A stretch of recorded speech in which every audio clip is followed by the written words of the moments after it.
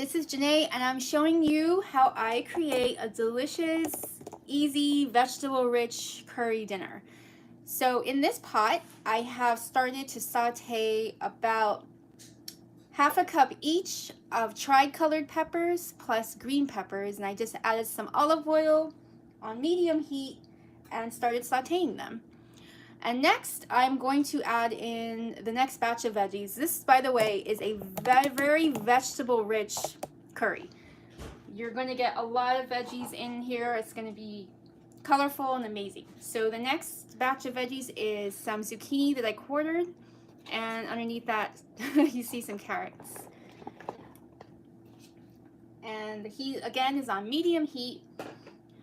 And then next comes the root vegetables. So this is one russet potato and one sweet potato that I sliced and diced up. And this curry will be enough to feed at least, I say 3 or 4 people should get a good meal out of this curry dish. So, oh, and for the zucchini, I did about one whole zucchini sliced up, and then for the carrot, it was one large carrot. So I'm gonna stir this around with the peppers and onions, and then we're gonna start to season and add the coconut milk and vegetable broth. So when you serve this curry with a nice side of rice, wow. Amazing, delicious, easy, nutritious weeknight dinner. Yes, there's some slicing and cutting involved, but it comes together really quick. So now I'm going to reveal to you how to make a green curry green. Because here's our green curry paste. I didn't know how to do this for the longest time. And finally, I watched somebody on YouTube. I forget her name, but her channel is called Hot Thai Kitchen. And the way to do it is so simple. So all you do is take some quality green curry. I'm using Makala brand. Thai Kitchen is also another really good brand. So let's open this up. I might have to do the pop the jar method. Pop the jar is where you take a knife and put it underneath the cap till you hear a pop. So let me do that on the counter. I'm just wedging it in till I hear a little small popping sound to indicate that the lid is loose. There we go. There we go. Okay. Now, instead of putting this straight into the vegetables, first I'm going to mix it into a mortar and pestle. You might be saying, what the heck is a mortar and pestle? This is a mortar and pestle, right? So let's spoon the green curry into this. I have to do this a little bit off to the side, maybe over here. You can see it from over here. And what I'm going to do is take the green curry and then add umami. I'm adding, you're going to see mushrooms powder and some extra seasoning to make this curry powder even more delicious. And we're going to be adding spinach because the chlorophyll in spinach is what makes green curry green. So take the entire bottle. If you don't mind the spice of green curry, I know it can be spicy. I don't mind the spice. Take the entire bottle of green curry, put it into a small bowl. I'm using the mortar and pestle. And now we're going to add umami. Umami, of course, is that fifth taste that tastes like meat, sort of. It's that savory, rich taste we get from mushrooms and olives, nuts. It makes food taste just really great. It has this depth. I like to say, if you think of flavor like music, umami plays the bass. Whoops, sorry about that. So here's how I'm going to create umami. This is a microplane, right there. And then this is dried mushrooms. Here's where I get my dried mushrooms from an Asian market. They sell like a huge bag of these for $6, $7, $8, like super cheap, either in person or online. I highly recommend dried mushrooms for adding umami. I'm going to take the microplane and take this mushroom and just, keep hitting the camera. I'm going to just shred it over the veggies as they're cooking. And you would not believe how much flavor this adds. It's like, whoa.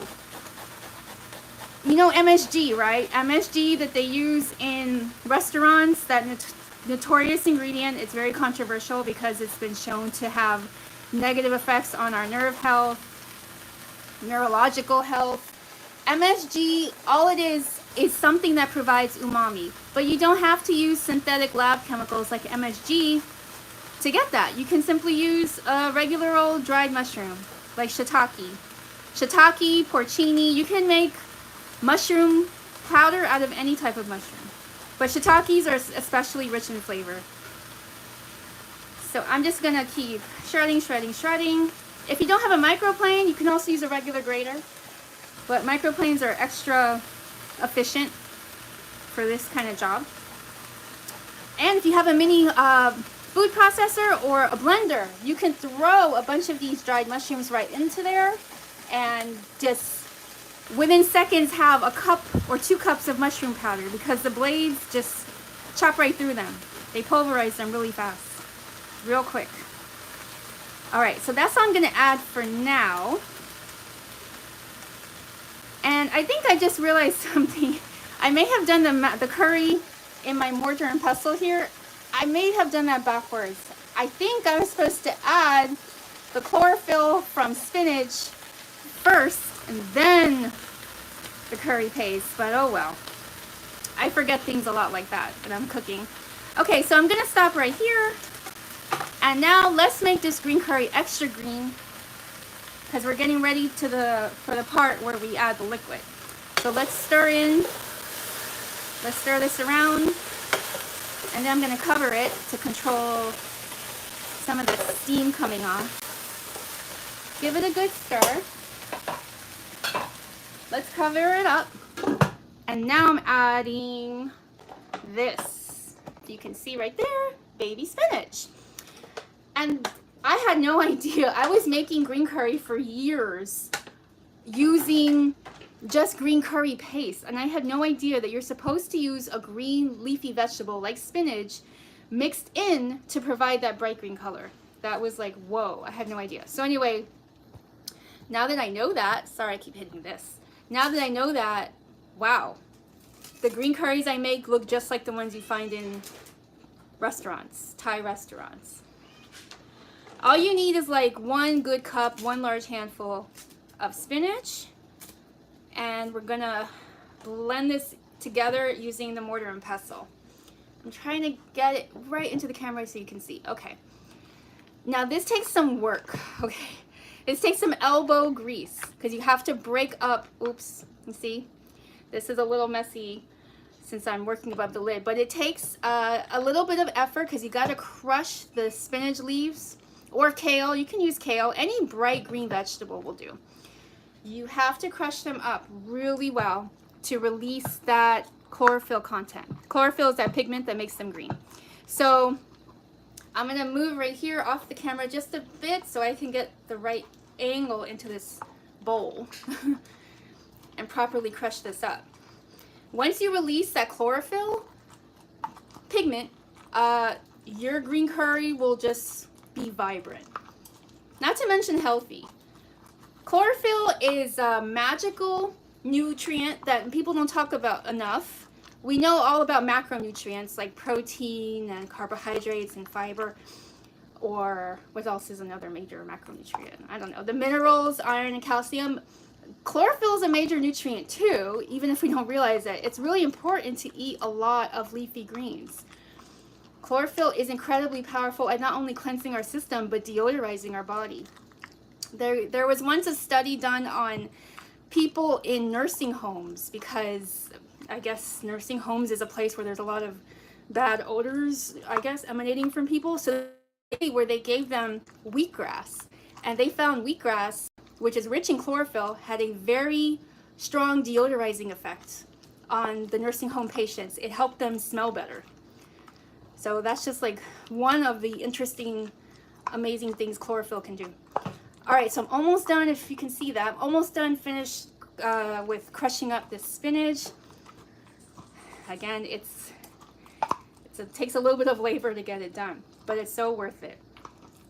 And working with a mortar and pestle feels like more authentic, you know, with how they probably do it in Thailand or places with green curry, where green curry are popular. Southeast Asian cuisine is truly incredible. I mean, if you're looking to eat more vegetables, start looking up Southeast Asian recipes.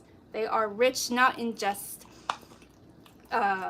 simple vegetables, but you find so many things, the root veggies, the dark leafy greens, the herbs like mint, basil, cilantro. They just go crazy with herbs in their food as both a flavoring and, like, you know, a topping to indulge in. So yeah. All right, here's the mortar and pestle full of the crushed spinach as best as I could get it. So now we're gonna take the lid off of this pot. Okay. Time for the liquids. Oh, before we do liquids, let's do seasoning. So I'm adding, let's add, oh, this is garlic powder. Clean this up a bit. This is garlic powder. I don't measure this, but this is about a good half a teaspoon. I just eyeball certain things. And then this is onion powder. I'm adding half a teaspoon of onion powder. And stirring that up. It's better to add seasoning before you add liquids, because when the spices interact with the dry heat from the pan, they tend to intensify in flavor. If you add spices right into like liquid, like vegetable broth, it's just not as flavorful. Not as flavorful. So definitely try to almost always add spices and seasonings when the veggies are dry. Okay, now let's go for the liquid. So this is Imperial Dragon coconut milk. I love this because, look, check out the ingredients. Nothing crazy, no sodium, metabisulfate, like stuff that I've seen in coconut milk. It's just coconut milk, water, and guar gum, which, you know, most people consider that a natural, perfectly healthy ingredient. I get this at Walmart because, believe it or not, Walmart is actually a really plant-based friendly place to shop. They have a lot of good products there for cheap. Okay, so as you can see, the coconut oil has separated on top. So let's just, take a spoon and scoop that all out. Some people, I mean, depending on what you're doing or what you're making, that oil separating on top is actually a really good thing, because if you wanted to make ice cream or whipped cream, you want coconut milk to separate like that. Okay, so now we have one good can of it in there. I'm gonna go ahead, sometimes making curry, I like to add 2 cans, but this time, let's just go ahead and add vegetable broth and let me see if I need to add a 2nd can later. Before I do that, I have to add this curry paste. All right, so that's the curry paste that I crushed up with the spinach to make it greener, meaner and greener. And that's, by the way, 1 full container of curry paste. Okay, so now all I have to do is add vegetable broth. And let's see how this turns out, because I didn't quite crush up the spinach properly. I was supposed to add it first, and little mistakes happen like that when you're cooking live. You know, you get forgetful. Let's see how well it crushes up. If it doesn't, I have more spinach I can pulverize for the color. Okay, so that's the vegetable broth. We stir it together. And as you can see, the color is a little too brown for me, so I'm gonna go ahead and smash more spinach so I can get more green pigments. Oh no. Oh, and okay, I have to turn the heat up to high. So while I'm doing that, let me check on some comments, okay? To see if anyone has questions. I teach plant-based classes all the time. I live in Miami and I love to do outreach events, and I'm pretty well versed with the plant-based lifestyle. So if you have any questions about plant-based food, nutrition, or or the best products that I would recommend, please let me know. I can answer most questions. Let's see. So I'm gonna find my video that is live so that I can properly click on questions. When I'm doing in-person events, people kind of have so many inquiries and, oh, let me turn that off. Okay. Is it expensive? Okay. Someone said that the green curry paste brand I use, which is this one, Macala, is expensive and hot. I guess it's expensive. I found it at Whole Foods for $6.50, which to me seemed cheap because Publix, the other major grocery store I go to, they sell Thai kitchen green curry paste for like $8, and that's the cheapest I've seen that. So $6.50 seemed like a deal to me. Maybe that is expensive. I should try shopping at more Asian grocery stores because they are so incredibly affordable. There was one that was in North Miami Beach that was close to me, but they closed down and moved like to another city. So, but it was called PK Market. I used to go there a lot.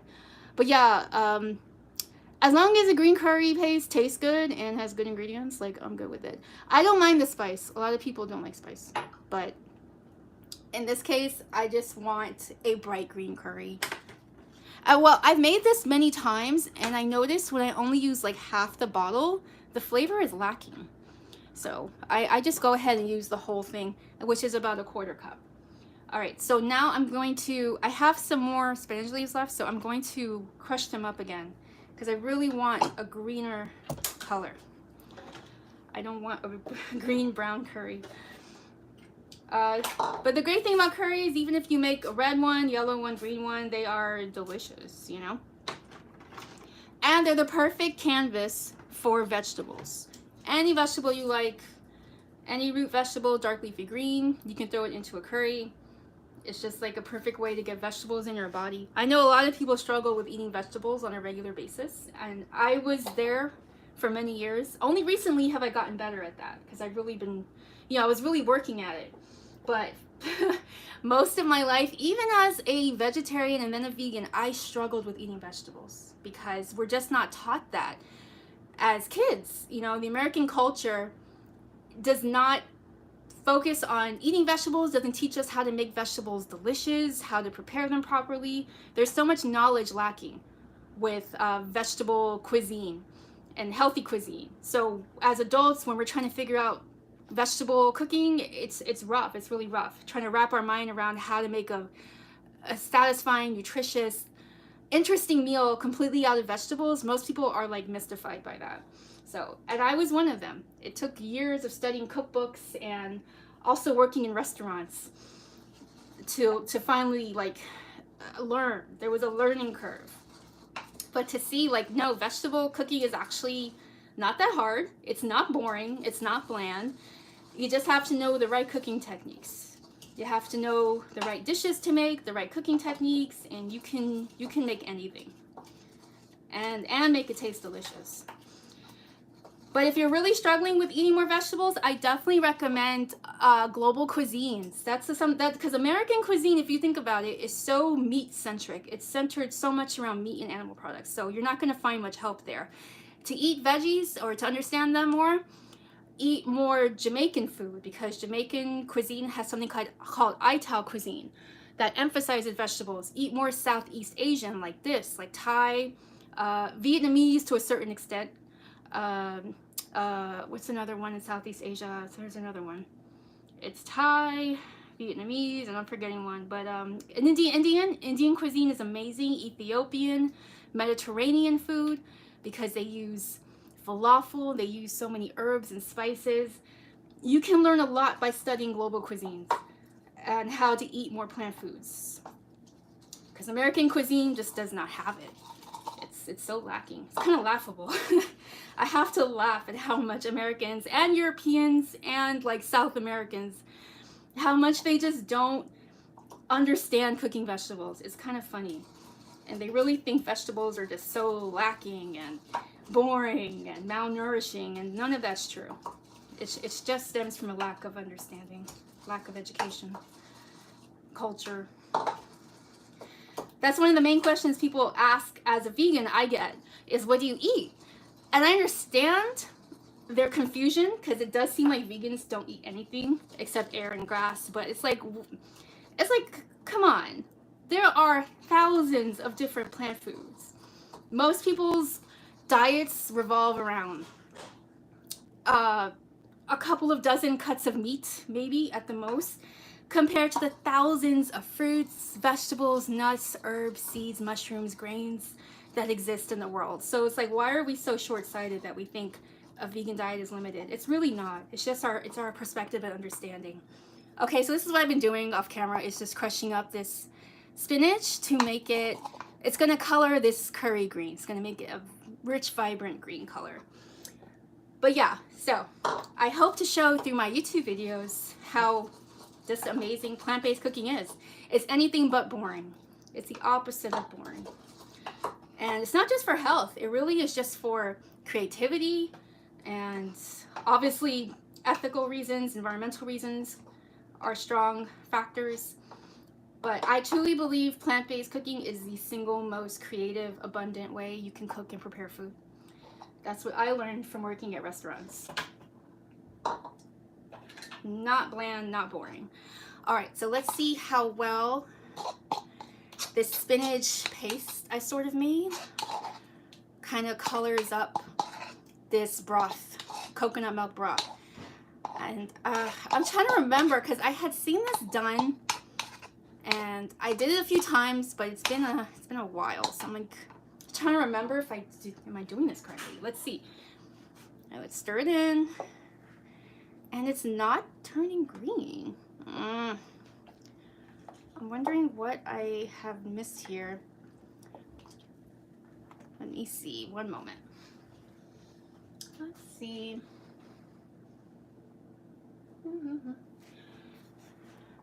All right, well, it's getting, it's kind of laughable. It's getting slightly green. It's a decent shade of green, okay? It's not totally muddy brown, which is what my old green curries used to look like. It's got an olive, foresty, sort of diminished shade of green going on. It's just not as bright as it's supposed to be. I have another trick up my sleeve because I have some collard greens, and those are rich in chlorophyll pigment too. So now I'm gonna just go ahead and pulverize those to see how they come out. Okay, so here are the collard greens. Like I said, this curry is a blank canvas for any vegetable you want. So even though something like collard greens is not traditional, it doesn't matter. It's a rich leafy green. It's full of, you know, good stuff in it. So and it adds the color, so why not? Just throw it in there. All right, taking my pestle again. I've gotta get this color right. That's another element of plant-based cooking people tend to ignore. If you want plant-based food to be interesting, it has to be visually stimulating. So whether that means colors, textures, if your food looks boring, it's going to feel boring. If you're eating boring food all the time, which unfortunately many people when they first go vegan or vegetarian, they don't know what they're doing, they end up eating a lot of boring food, like living on rice and beans and stuff like that. If you're eating boring food, you're gonna feel boring. You're gonna start to feel depressed and deprived. Plant-based food should be stimulating. It should be amazing. It should taste fantastic and look gorgeous, you know? It should excite all of your senses as much as animal-based cuisine does. Or you're just gonna start to feel gray and bland. We are what we eat. And the easiest way to make your food look better is to layer it. Just layer the textures, layer the flavors. Think of it like a house where you start with a foundation and you just keep, here's what I'm trying to do. You just keep adding layers of flavor and texture. And just thinking like that will make your plant-based cooking turn out so much better. And your meals will be more satisfying, they'll be more interesting, and you'll just feel all around better. Trust me on this. Boring food equals boring life. You're probably gonna feel, what's the word? You're probably gonna, I even think some people get depressed on plant-based diets because they're eating such boring food. And it doesn't have to be that way. It really just takes knowledge of proper plant-based cooking. All right, so here's this collard green. You see the green liquid there, right? I'm just trying to extract more of that beautiful chlorophyll so I can achieve a brighter color in the curry liquid, since the spinach didn't do the trick, which is weird because it usually does the trick. I'm thinking I just didn't hit it right with the mortar and pestle. Okay, so just squeezing it some more. Oh, but good, our liquid has come to a boil. That's great. That's going to cook down the sweet potato and the carrots and the russet potato that I put in there. So once it comes to a boil, just let it boil. I'm going to actually turn the heat down slightly, but let it simmer. And I'm actually not someone who traditionally consumes collard greens. I bought it for a recipe. I had seen a recipe for gumbo that required collard greens, and I was like, whoa, I don't even know the first thing to do with collard greens. So I actually had to go around to different stores because I live in Miami, and collard greens aren't, they're not a staple here like they are in southern states, let me cover this up. Like, what would you say, like Georgia, Louisiana, Alabama? I don't know, but I did find the collard greens eventually. And thankfully they're already chopped and prepared because I'm intimidated by cleaning up collard greens. I'm just not sure. They're so large, and I've heard about how they get dirty and gritty, but these came already cooked and ready to go. Okay, so turning the heat down and then adding in the collard greens, which hopefully impart a greener color to this curry.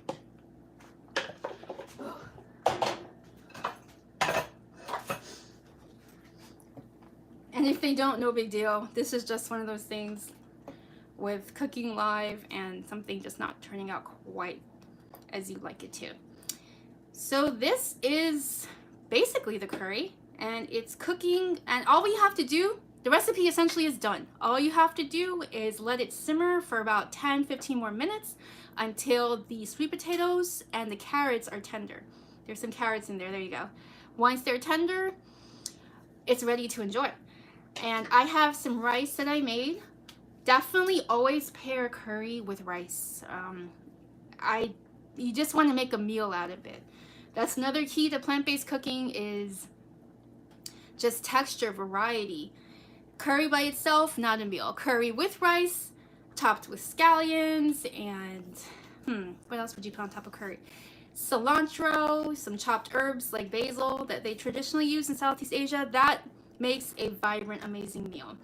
A lot of times people, for protein, now you might be asking about protein. Okay, in this case, for protein, a lot of people for curry like to use tofu. I'm not using tofu because I'm a contrarian. Instead, I have plant-based chicken. And trust me, I'm very critical when it comes to these plant-based meats, both on their taste, their texture, and the ingredients. This chicken actually tastes really good. It's from a brand called Rolling Greens, which I'll put in the comments. I got it at Walmart. It's a dehydrated protein. All you have to do is add boiling water to it, and it rehydrates. It becomes very soft and tender. And I was amazed at how it had a good flavor that was pretty close to chicken. So I really enjoyed this. It's also made from clean ingredients, just pea protein and spices, nothing bad, nothing weird, no methyl cellulose, no canola oil. Clean ingredients, and it tastes a lot like chicken. So it's full of protein.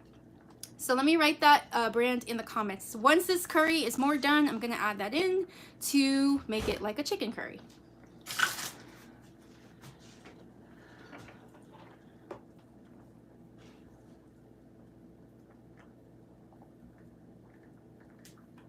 It's called Rolling Greens, and you can find it at Walmart.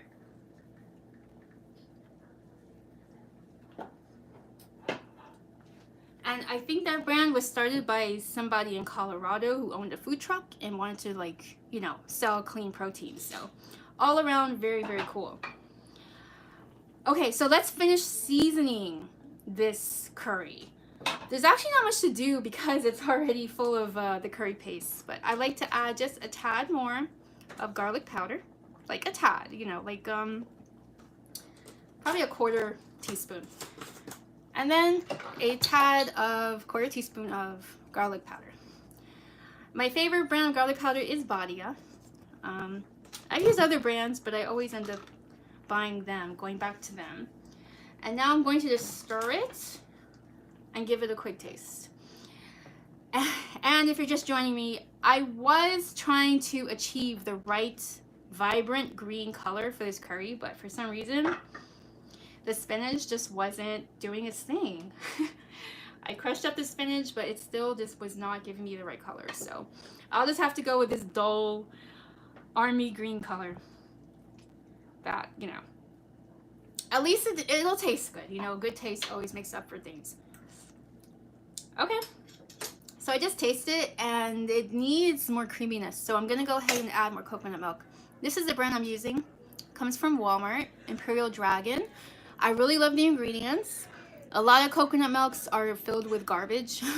This one was cheap and as you can see only has 3 ingredients, nothing too crazy. So I'm just adding like not the entire can, like half the can. And this is tricky because the coconut oil has solidified on top, so I have to just scoop that off. Let's see.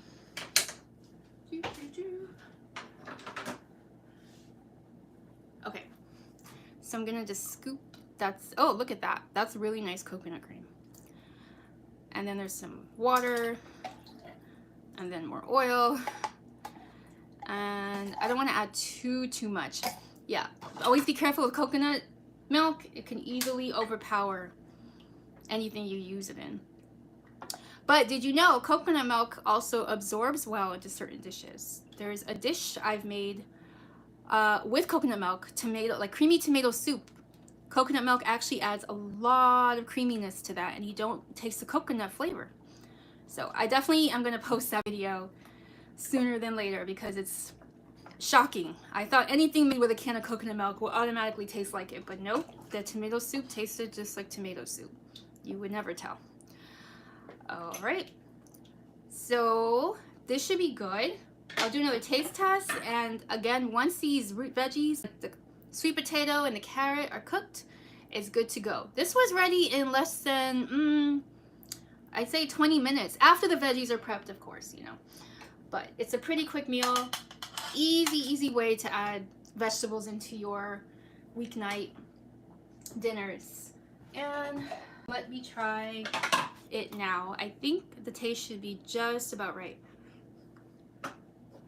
Unfortunately, no. It needs more coconut milk. I'm looking for just like a rich flavor, so adding the whole can in there. And yeah, this will increase the fat content. I know, but it's still it's still nutritious. Don't worry so much about that. It's still highly nutritious. The more veggies you add in, the better. Okay, so I'm just gonna let it cook for about, let's see how the root vegetables are doing. I think they're tender. Let's see, this is I usually smash it against the side of the pan, but it wasn't doing that, so let me just try it.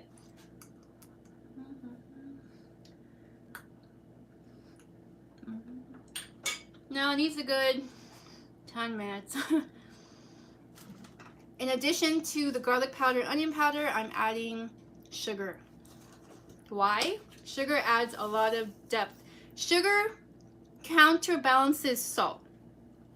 So basically, whenever you add sugar to a dish, not always, sugar does not always work. But in many cases, in savory dishes like this one, when you add sugar, it enhances the flavor of the salt. They like play off of each other. So that's why you see many cuisines, like Chinese cuisine, Italian, gosh, there's many world cuisines where their secret is to add a little pinch of sugar into a sauce, into a soup, whatever. Sugar just, it's like, it makes the flavor high def. It just does something where it just brings out flavor. So I added a bit of the sugar. Any sugar is good, except this is not white sugar. It looks like it, but it's raw cane sugar. It's not the processed, refined GMO sugar that comes from genetically modified sugar beets. I don't use that. I don't recommend anyone ever use that stuff. I just think it's like one of the worst things for you. There's a trend in today's life where we demonize all sugar, but I don't think that's fair because not all sugars are equal. So I just use organic cane sugar or brown sugar. Brown sugar carries even more flavor. And yeah, that's a great way to make anything taste better, a pinch of sugar. And I'm also going to add more of that umami from these dried mushrooms.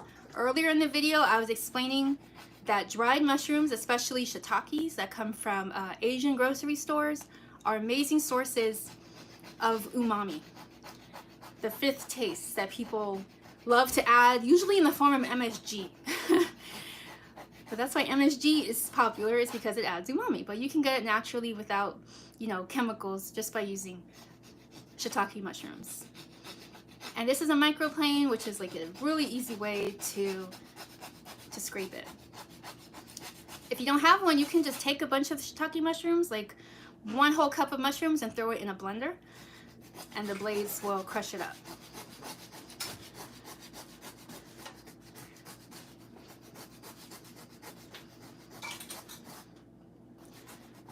And when it gets too close to your fingers, like when it starts to wear down too much, I just let it fall into the soup because it's going to soften anyway. All right, and let me adjust the camera.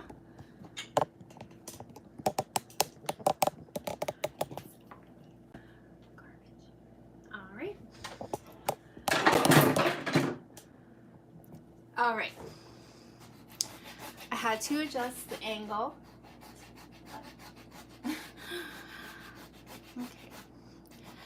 So this is just me adding the umami. I'm adding a lot because this is a large pot of curry.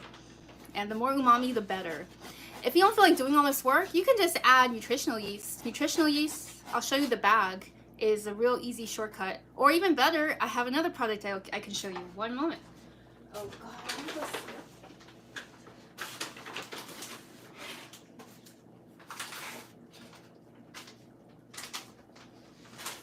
Okay, here's two other amazing sources of umami. Nutritional yeast and umami powder. I love this brand. It's called Takiai, something like that. I get it online. This is like the most amazing, quick, easy way to add flavor to anything. It has salt content, so be aware of that when you're adding it in, that it will increase the salt level of your dish. But wow. Instant umami if you don't feel like, going through the whole process of shredding a mushroom. And we're almost done here. Just gonna give this a stir. So like I say, this is not my favorite ever green curry simply because it did not come out green enough. It's really supposed to be prettier than this, but it tastes fantastic. So that's all that matters in the end.